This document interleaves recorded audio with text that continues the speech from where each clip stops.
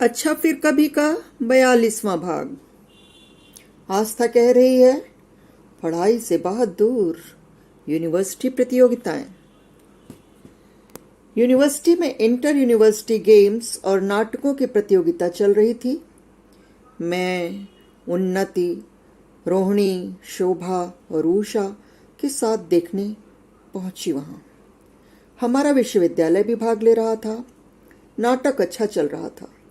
कई तरह की प्रतियोगिताएं चल रही थीं। नृत्य और गायन के तो कई कार्यक्रम थे। कई विद्यालयों और विश्वविद्यालयों से टीमें आई हुई थीं। पता नहीं क्यों मुझे राम शर्मा की बार बार याद आ रही थी। कार्यक्रम के बीच में मैंने देखा विनीत भी अपने कई मित्रों के साथ पहुंचा हुआ है। सीटिंग की व्यवस्था कुछ ऐसी की गई थी कि मुझे रत्नेश के बगल में सीट मिली थी। मैं उससे बात कर रही थी और विनीत बगल में लड़के लड़कियों के समूह में खड़ा था। बार बार हमारी आंखें चार होती थीं, मगर बात नहीं होती थी। रत्नेश मुझसे कह रहा था, क्या आस्था, विनीत के साथ फुल टाइमर हो गई हो? क्या मतलब? मैंने पूछा। मुझे अच्छा नहीं लगा।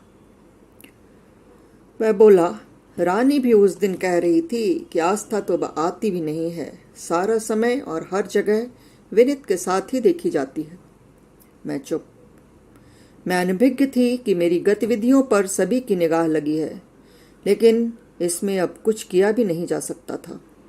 रत्नेश बोला, तुम बहुत भोली हो आस्था। तुम्हें मैंने उस दिन हिंट भी दिया था, लेकिन तुम हो कि कुछ समझती ही नहीं हो। वैसे एक नई खबर है। मैं विस्मित थी। क्या? वह बोला, अंजू को तो विनीत बहुत पीछे छोड़ आया और खजुराहो में जो उसकी गर्लफ्रेंड थी उसकी भी शादी कहीं तय हो गई है। उसके पिता विनीत को बिल्कुल पसंद नहीं करते, शायद इसलिए हड़बड़ाकर शादी कर रहे हैं। मैं स्तब्ध और चुप थी। शायद मेरे चेहरे पर भी कुछ भाव आ गए थे। मेरी निगाह में तमाम अनजाने अनसुलझे प्रश्न थे। रत्नेश को मैंने कोई जवाब नहीं दिया, मगर मेरा अंतर्मन पूरी तरह से मथ गया था। हॉस्टल में आजकल विनीत का मन और मिजाज एकदम बिगड़ा हुआ है। रत्नेश आगे कह रहा था, नहाना धोना, खाना पीना, सब कुछ अस्त व्यस्त। खूब सिगरेट पीता है और खूब विस्की। मैं रत्नेश को देख रही थी और कुछ समझने की कोशिश कर रही थी। यह क्या कह रहा है और क्यों कह रहा है? मेरे मन में क्षण भर के लिए यह भी विचार आया कि उस दिन बाखरा डैम में विनीत ने मुझे बियर पिला दी थी या विस्की। मैं कंफ्यूज थी। रत्नेश कह रहा था, आस्था, तुम अच्छे घर से आती हो। तुम्हारी बुआ तुम्हारे बारे में हमेशा बात करती हैं और हमेशा कहती हैं कि तुम्हारा मन जब घूमने फिरने से भर जाएगा तो तुम फिर उनके पास जाओगी। हम तुम्हारे दोस्त हैं आस्था। अपना अच्छा भला अच्छी तरह से सोचना, रत्नेश कह रहा था। फिर उसने अगला प्रश्न किया, विनीत ने तुम्हें इस बारे में कुछ बताया या नहीं? मैंने कहा, क्योंकि न मैं हाँ कह सकती थी न ना। मैं खुद अनिश्चय में थी, क्या कहती। नाटक चल रहा था, दृश्य बदल रहे थे। मेरी विनीत की नजरें बार बार चार होती थीं और हम अपने आसपास के लोगों में व्यस्त हो जाते थे। तालियों की गड़गड़ाहट के साथ हम अपने अपने ग्रुप से छिटक गए। रत्नेश को मैंने कोई जवाब नहीं दिया था, लेकिन वह बार बार मेरे दिमाग में घूम रहा था। उसकी बातें बार बार मुझे छेड़ रही थीं। लाइब्रेरी से सिविल लाइंस जाने वाले रास्ते को मैंने और विनीत ने पकड़ लिया। मकसद था रात का खाना खाना। विनीत, मैं और बाकी सब।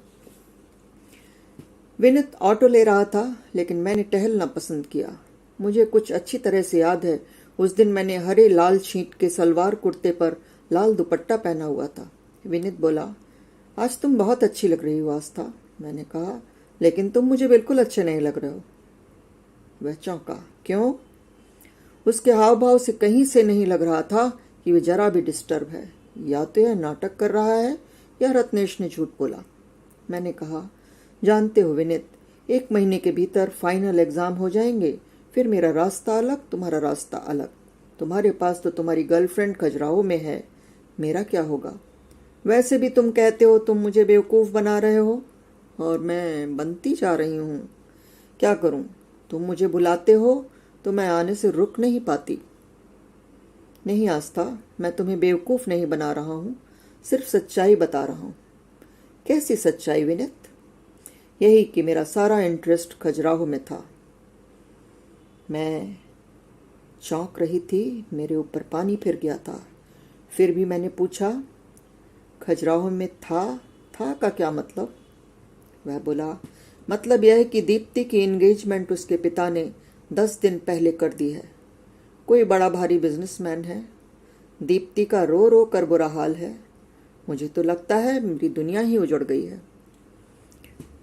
अब मैंने सोचा, रत्नेश सच कह रहा था, लेकिन हर बात मुझे उसी से क्यों पता चलती है? विनीत खुद क्यों नहीं बताता? अंदर ही अंदर मैं गुस्से में उबल रही थी। क्या कहना चाहिए क्या नहीं, मन में तौल नहीं सकी। बोली, अंजू को तुम छोड़ आए, दीप्ति ने तुम्हें छोड़ दिया। अब मेरी पोजीशन क्या है तुम्हारी लाइफ में? वह बोला, क्या तुम्हारी पोजीशन? मैंने कहा, हाँ, ये हम लोग जो इतना स्टीडी चले जा रहे हैं, इसके कुछ तो मायने होंगे। या तुम सोचते होगे कि दीप्ति खजुराहो में इंतजार करेगी और आस्था सागर में? मेरी आवाज में उसके टूटे हुए दिल के लिए कोई सहानुभूति नहीं थी। वह बोला, तुम क्या बकबक कर रही हो आस्था? मैं तुम्हें सच्चाई बता रहा हूं और तुम गणित लगा रही हो। कैसी सच्चाई विनीत? तुम्हारी इस सच्चाई में मेरी लाइफ का क्या बनता है? तुम्हारे हिसाब से यदि चलूं तो अंजू और दीप्ति के जाने के बाद अगला नंबर मेरा ही है, या कोई और है बीच में? अंजू गई, दीप्ति गई, मुझसे शादी करोगे विनीत? हम सड़क पर चल रहे थे, फिर भी मेरी आवाज में तल्खी थी और उसकी आवाज में नाराजगी। वह बोला, you are barking like dogs and you bark loudly. तुम कुत्तों की तरह भौंक रही हो और तुम जोर से भौंकती हो। समझती क्या हो तुम अपने आप को? यह शादी ब्याह का प्रश्न कहाँ से आ गया? अभी हम खाना खाने जा रहे हैं और तुरंत लौटने पर हमें खाना कहीं और नहीं मिलेगा। जरा अपने दिमाग और जुबान दोनों पर लगाम दो। इन बातों को करने का न यह समय है न जगह। मैं सन्न थी और डरी हुई भी। उसकी आवाज को इस तरह से सख्त होते हुए मैंने कभी नहीं देखा था। रात के सुनसान अंधेरे में मैं पूरी तरह उस पर आश्रित थी। फिर भी मैंने अपने आप को मत देने वाला प्रश्न पूछ ही लिया, तुम्हारी जिंदगी में मेरी क्या जगह है विनीत? वह बोला, मेरे साथ चलने से पहले और इतना घूमने के पहले यह बात तुम्हें सोचनी चाहिए थी कि तुम मेरे साथ क्यों चल रही हो। आज पूछने की जगह पहले पूछना चाहिए था। मैं तुम्हारे साथ क्यों चल रहा हूं, यह बात मैं जानता हूं। जानना चाहती हो तो सुनो, और अच्छी तरह सुनो। अंजू को मुझे छोड़ना था। वह सभी की तरह स्वार्थी और बददिमाग थी। उसके अलावा किसी लड़की के साथ रहने के लिए मुझ में उसमें कुछ विशेष गुणों की ज़रूरत होती है। अंजू मुझे पूरी तरह फॉल्स प्रोजेक्शन लगती थी। इसलिए कहता हूँ, तुम्हारी देह यष्टि मुझे पसंद है। मेरी केटी मिर्जा। कहते कहते उसका स्वर और निगाहें नरम पड़ गई। मैं सन्न थी। मेरा मन कह रहा था, कहूँ बस इतना ही, लेकिन कह न सकी। हम चुपचाप चल रहे थे और सिविल लाइंस पहुंच चुके थे।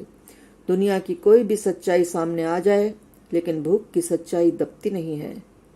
हॉस्टल में वैसे भी खाना और अच्छा खाना हमारी कमजोरी होती है। हम रेस्तरां में जा चुके थे।